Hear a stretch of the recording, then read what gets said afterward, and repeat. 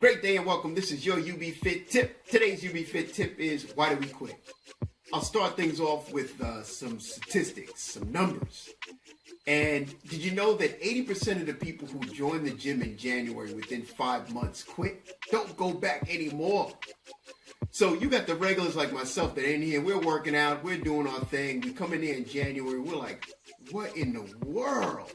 The place is packed. We're like, man.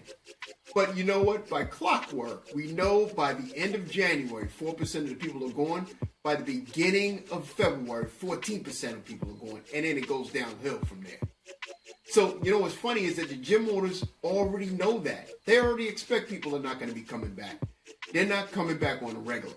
Because if you think about it, the gyms don't get any bigger. They're getting membership every single year, right? So they already know people are not going to be coming back. They continue to get memberships. You know, think about that. So they already know that about 18% of the people that bought gym memberships are the ones that are going to be consistently going. 18%. Now, big picture, if we just talk about goals in general, approximately 80% of the people never set goals for themselves. And then the 20% of the people that actually set goals, only 70% of them don't even achieve the goals they're set. Which means only 30% of the people actually achieve the goals that they set for themselves. So what's the deal? Why is that happening? Let's talk about it. There's a couple of reasons, but you know, there's also some issues that come up. And let's talk about some scenarios. I'll use it that way. We'll talk about a little bit of some different scenarios that come up, why people have challenges. Now, some people are basically afraid they're gonna fail. Or worse, they think they're afraid actually to succeed. You know, they don't even bother trying because they're afraid of one of the two. You got some other people that basically they believe that they know what to do and what is goal setting, but they simply never put a goal on paper. They never set up a date. They never made a completion date. They never set up any checkpoints. They end up wanting to say, hey, I'm going to start all over again. What the heck? We'll just do it again and again and again. Because the fact is, if you don't set a goal that's long-term, and you are not going to be able to make it. Short-term goals are great, but those short-term goals have to be edged to a long-term goal. Then there's some people that want to achieve a certain goal, but the truth is they never really committed to do it in the first place. So they never thought about it. They never really put anything together for it. So they end up receiving some mediocre results. If you don't put any commitment, it's crucial because you're not going to be able to achieve the goal. You have to commit to it. Then you have some people that have goals and they put it down in writing. They make dates. They set up the checkpoints. And then all of a sudden they just stop because they never really took an actual step they needed to progress towards the goal in the first place. So if you're in that position right now, hey, you need to make a change and start making some goals. Set them up for yourself. You have some people that have questions and they end up doubting themselves and they end up paralyzing themselves. They believe that if they can't start because I need all the answers. Give me all the answers. If I don't have all the answers, I'm not going to be able to do it. They come up with these what-if scenarios. So they can't move forward. They're actually like paralyzed. The bottom line is you're never going to get all the answers. So just go and do it. You got some people that they end up starting goals, they set goals, but they never had a solid destination where they wanted to go and what they wanted to do. So they end up having the same issue with no destination in mind. So they never even know what road they should even take or where they want to go.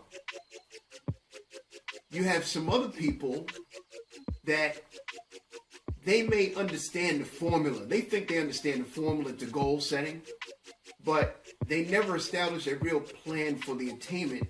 They never personalized it for themselves, and they never utilized some of the experiences they had in the past. So in other words, they neglected some of the gifts that they have that they already possess, or they never even looked for people that may be able to help them achieve their goal. They try to do it all themselves. Is that you? I hope not. You got some people that they are making too many goals. So they never really focus.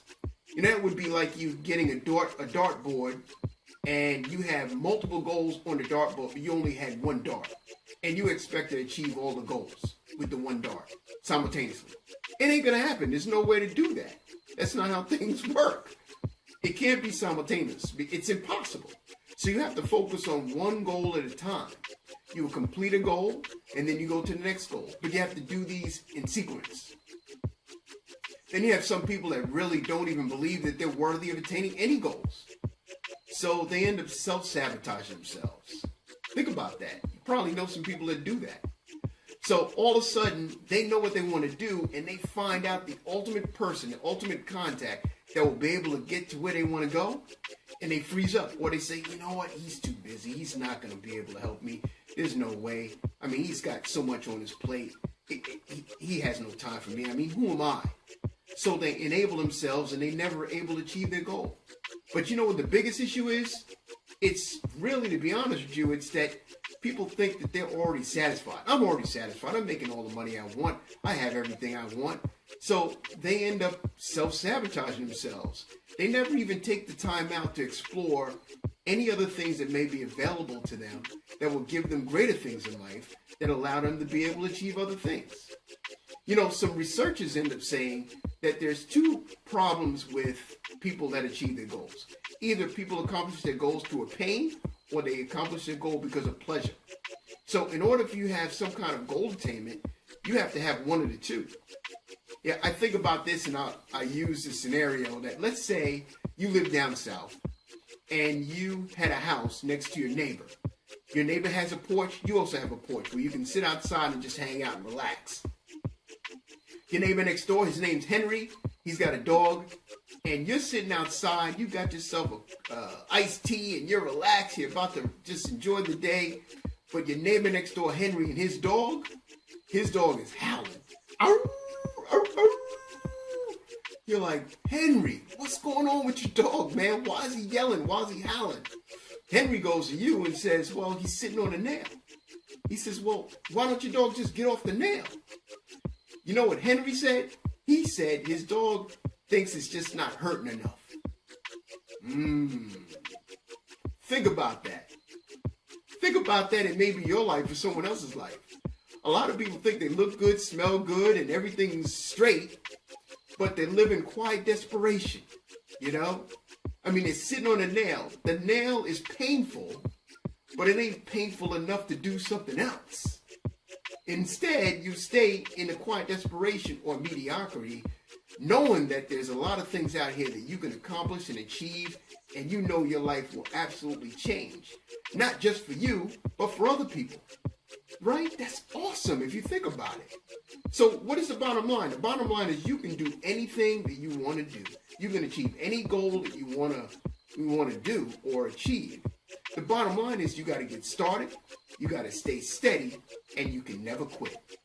Get started, stay steady, be consistent, and never quit. Got it? That is my youbfit tip of the day. I hope you enjoyed it. Feel free to contact me below if you'd like to talk a little further. Even if you have a little feedback you want to provide, or even some ideas that you would like to hear about some other new youbfit tips, let me know. Until then, have a great day and youbfit.